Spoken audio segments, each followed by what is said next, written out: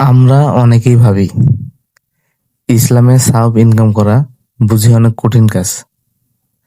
বিশাল বিশাল দান সদকা ছাড়া হয়তো বড় কোনো নেকি হাসিল করা যায় না।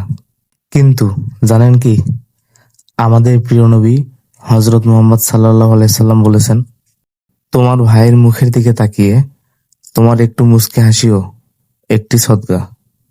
চিন্তা করে দেখেছেন, রাস্তা দিয়ে হেঁটে যাওয়ার সময় কোনো অপরিচিত মুসলমান ভাইয়ের দিকে তাকিয়ে একটা নিঃস্বার্থ হাসি দেওয়া, কোনো সহকর্মীকে হাসিমুখে সালাম দেওয়া, এতটুকুতেই আপনার আমলনামায় লেখা হয়ে যাচ্ছে সদকার সওয়াব।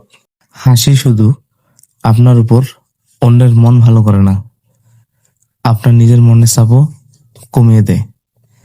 আর তার সাথে বিনামূল্যে পাচ্ছেন অগণিত সওয়াব।